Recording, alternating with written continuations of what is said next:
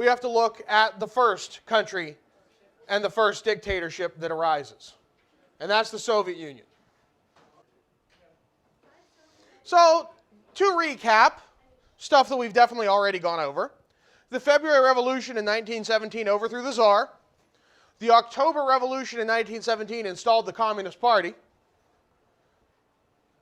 A Russian Civil War followed, in which the United States and other allied nations got involved, and that's why Russia doesn't like us even today.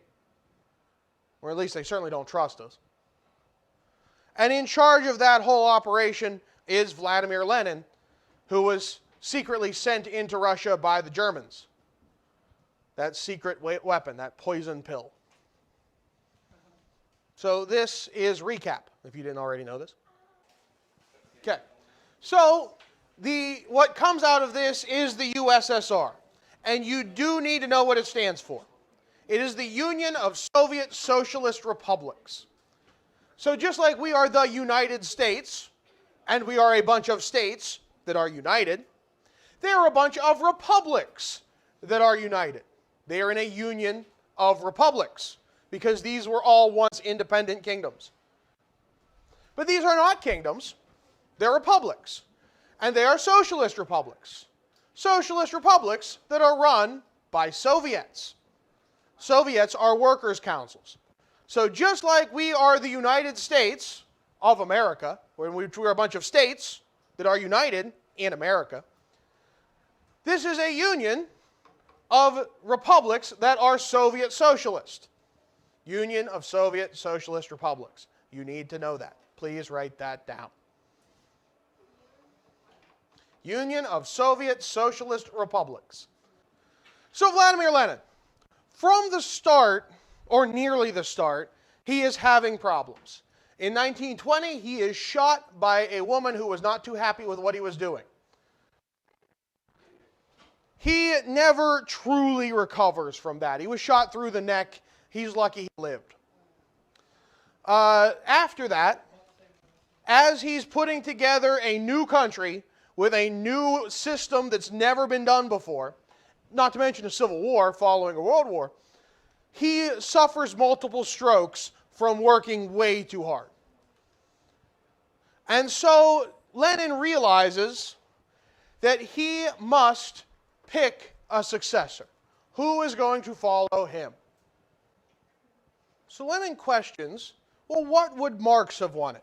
After all, he's the one who invented this system when he wrote the Communist Manifesto, Karl Marx, right? So Lenin believes that there should not be one leader. The whole idea of communism is to spread things around. Share the wealth, share power, for better or for worse. So Lenin wants a council to rule. But in order to get that, because he knows he has a whole bunch of revolutionaries who want to rule on their own, he begins sending around letters saying why each of the people who might succeed him, who might try to be the one leader, he tries to say why they're terrible and shouldn't be that leader. He is trying to deflate egos across the board. So the four people who would succeed Lenin, the four people that they were looking at for who should take over: Joseph Stalin, Leon Trotsky, Grigory Zinoviev, and Lev Kamenev. It really comes down to Stalin and Trotsky. Zinoviev and Kamenev are basically third-party candidates in this. They don't really have the support of most people.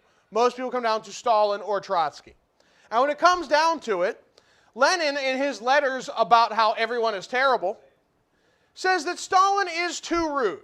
And in this defect, although quite tolerable in our midst and in dealing among us communists, becomes intolerable as a Secretary General. That is why I suggest the comrades think about a way of removing Stalin from that post and appointing another man instead who in all other respects is different from Comrade Stalin. And having one advantage, namely of that being more tolerant, more loyal, more polite, and more considerate to the comrades, etc. So what is he saying about Stalin? He doesn't like him. Right.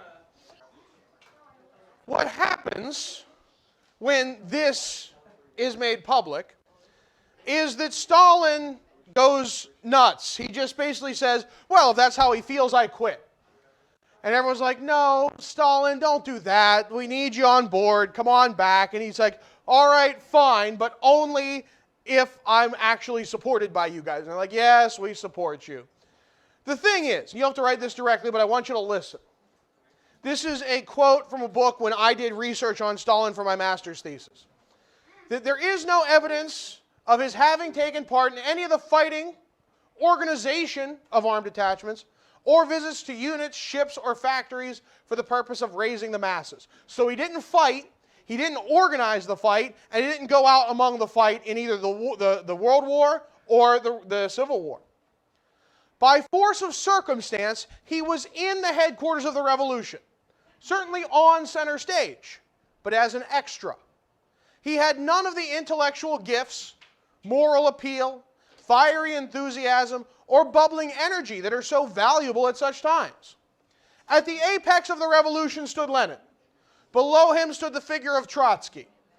Further lower still were Zinoviev, Kamenev, Sverdlov, Dzerzhinsky, and Bukharin. Below them were an entire cohort of Bolsheviks, and somewhere among them was Stalin. So what's the role of Stalin in all this? Basically nothing.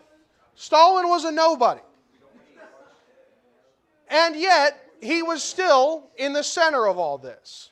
But a nobody in the right place at the right time. So let's look back at Stalin.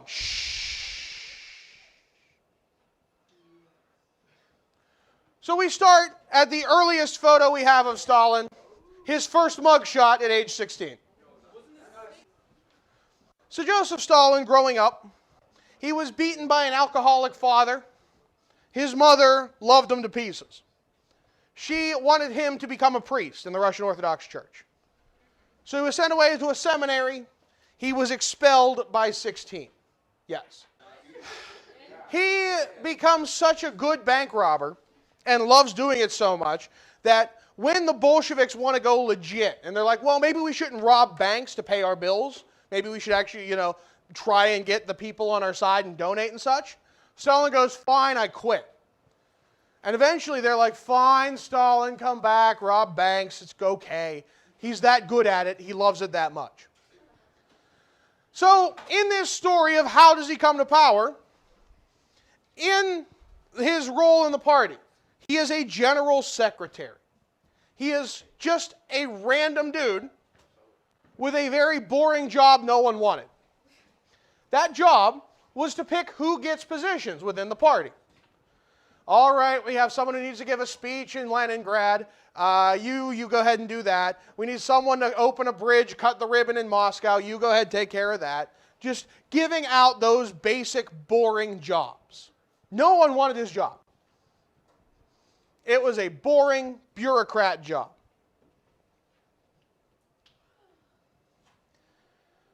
What no one realized is that this job gave Stalin absolute power.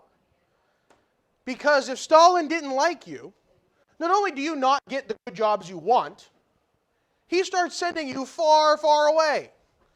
Oh, we have a new labor camp in Siberia to open. You go give the opening speech. We'll see you in a month. That kind of stuff. And if you wanted a good job, well, then you better be on Stalin's good side. That means doing things to suck up to Stalin or trading favors with Stalin. So by being in a very boring job and just simply being a good bureaucrat, he gains absolute power. So when it came time to pick a new leader, it was basically down to Stalin and Trotsky. Trotsky really was the one who was closest to Lenin. He probably knew what Lenin wanted more often than not. The problem was that nobody actually liked Trotsky as a person. He was cocky, he bragged a lot, he always thought he was the smartest person in the room, and he was happy to act like it. He was a snob. And so Stalin teamed up with Zinoviev and Kamenev to keep attacking Trotsky. Attack him on every position you can. Everything he says, twist those words and use it against him. And the more Trotsky defended himself, the more legitimate Stalin looked. Well, if they're such frivolous attacks, why are you even mentioning them? Why can't you let it go?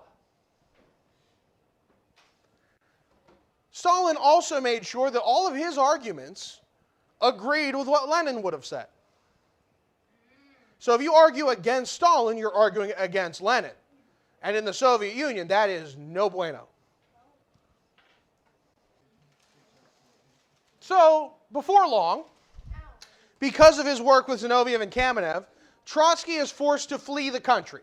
He thinks he's going to be murdered by one of Stalin's goons, and he's probably right.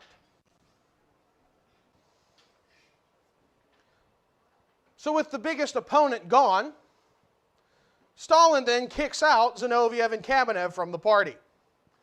And if you're not in the party, you really don't have any power.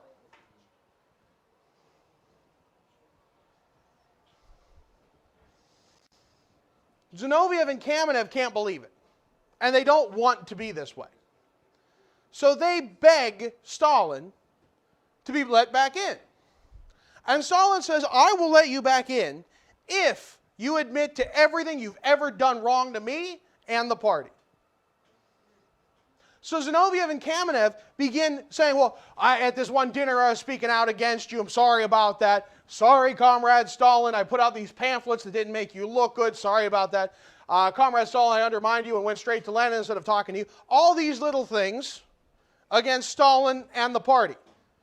So Stalin lets them back in and immediately puts them on trial for everything they just confessed to. He then executes them for those crimes. Make no bones about it. Stalin forgets nothing. If you cross him, you will die. He lets nothing go. He doesn't forget any wrong.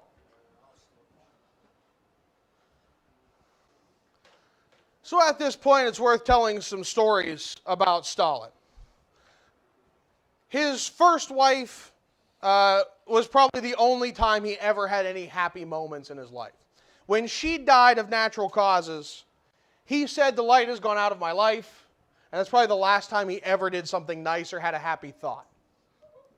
He had, I think it was 2 or 3 children. His oldest son was captured in World War II by the Nazis. He was a colonel, and the Nazis figuring, well, we have the son of Stalin, let's trade him back for a few generals. Stalin says, no, I would never trade a general for a colonel. So he let him stay in captivity. After the war, his son tried to kill himself with a pistol. He failed. When Stalin was told, his response was, ha, he missed. Stalin's second wife allegedly committed suicide. They had a dinner party with a lot of party officials, and Stalin's wife made some comment complaining about something. They got into a small argument, and she stormed off. They found she had hanged herself in her room the next morning. Allegedly. Stalin was not a nice man, and we'll get deeper into that story. But once in power, he starts with the 5-year plan, which is referred to as collectivization. Stalin takes a bad harvest in 1928 and uses this as an excuse to get rid of the things Lenin had started and put in something new, his plan. He says that they're 50 or 100 years behind advanced countries. We must make this up in 10. And he plans to do it no matter what the cost. Now what this means, and what you really should be writing down, is to collectivize farms. Meaning you take individual farms and combine them into super farms. And do the same with factories. Build factories, tell people to go work in them.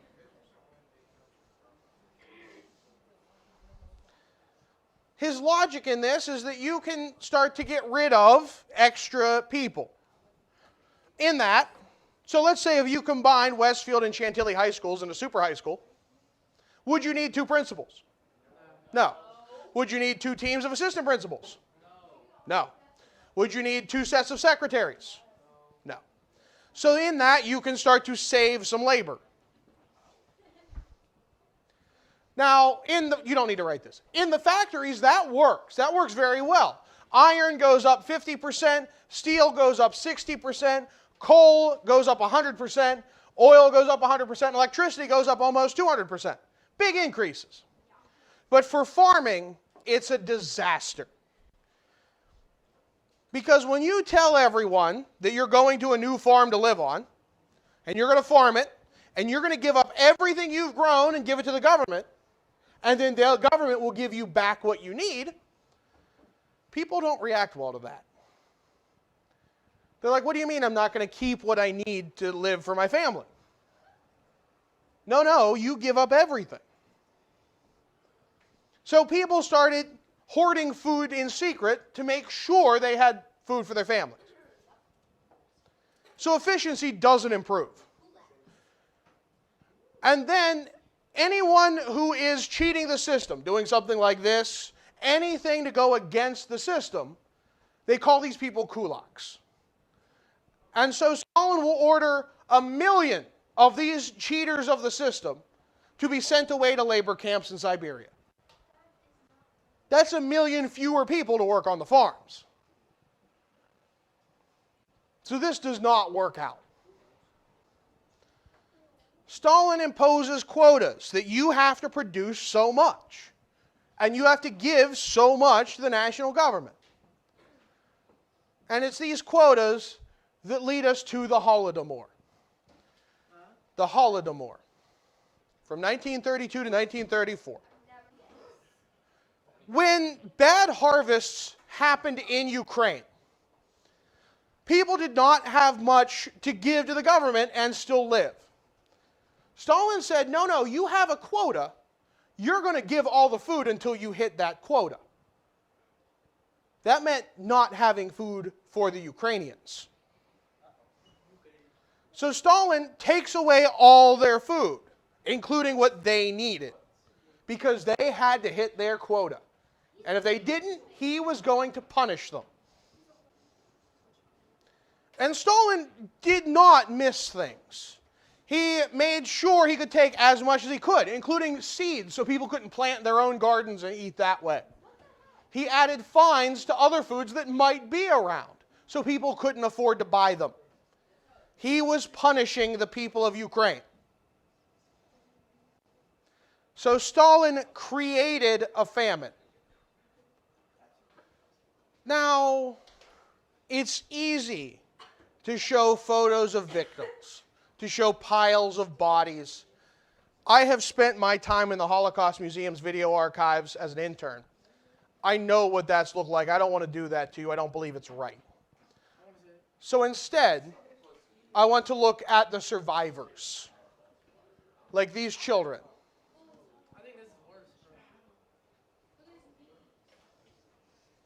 This is what this forced famine did.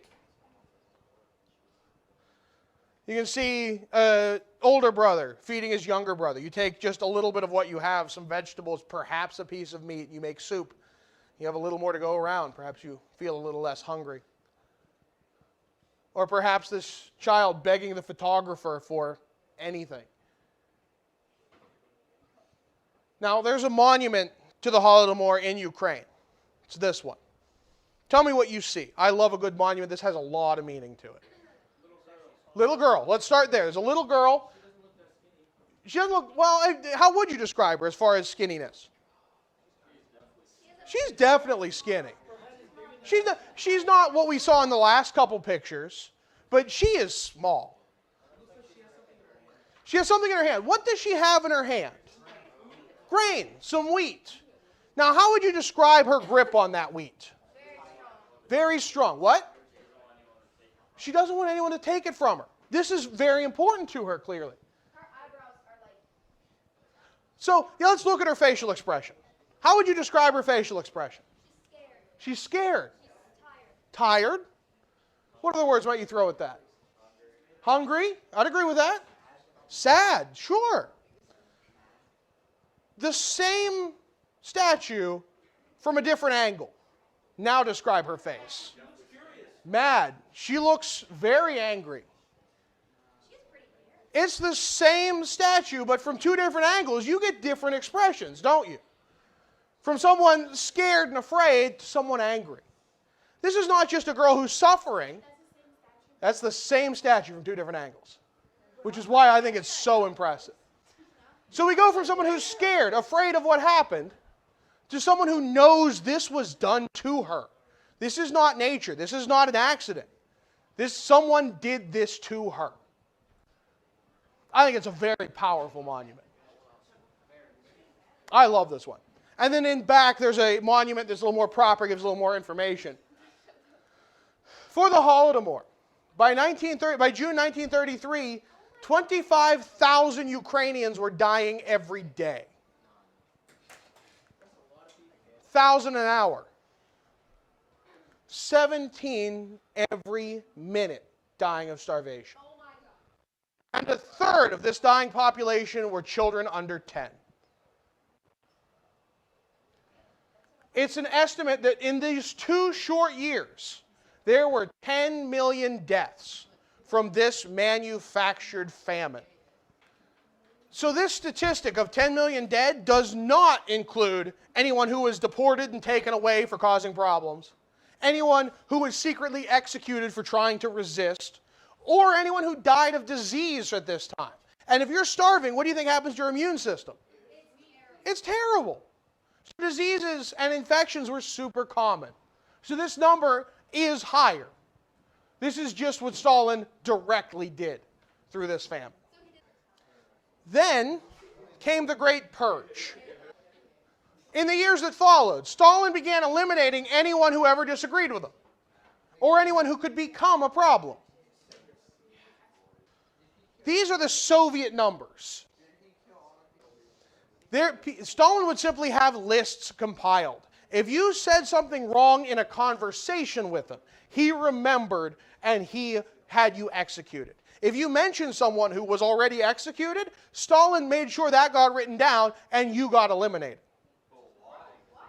Because if you had admitted that person existed, you were part of the problem. And I'll give more on that in a second. So the Soviet numbers, these are the lowest end of the spectrum. These numbers are in fact much higher. At least 1.7 million were arrested. At least 700,000 were killed. 1,000 executions every day. So who was targeted? Everyone who could threaten Stalin. If you were a threat to replace him or to reduce his power in any way, he got rid of you before you were a problem. Party members who stood up to him, anyone who was too educated might be able to say why Stalin was doing bad things. And Trotsky. He was found mysteriously dead in Mexico in 1940, likely dead by that secret police. Now, again, with the whys, why didn't people fight back? Because Stalin didn't just have you killed. Stalin had you erased from history. This gentleman was a hero of World War I who later served in the Russian Civil War on the communist side. One night he said some things about Stalin, and this was the photo ever since.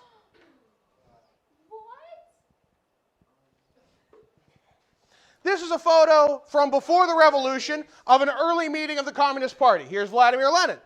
One of these people later said that Stalin shouldn't be in charge. Can you guess which one?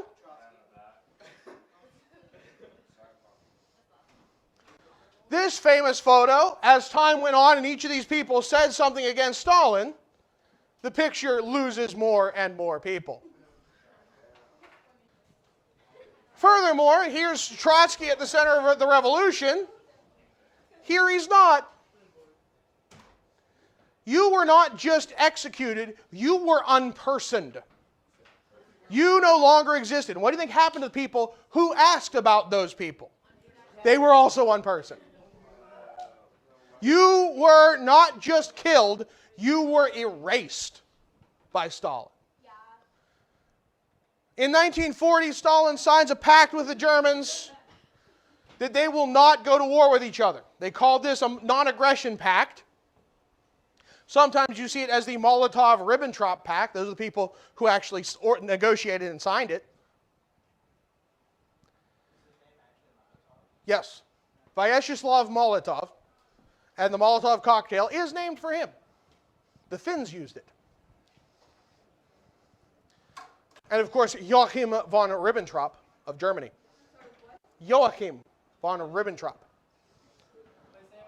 Joachim von Ribbentrop. So, Germany and Russia will not attack one another. They also have plans to divide up Poland. And for all of this, Stalin is named Time Man of the Year in 1940.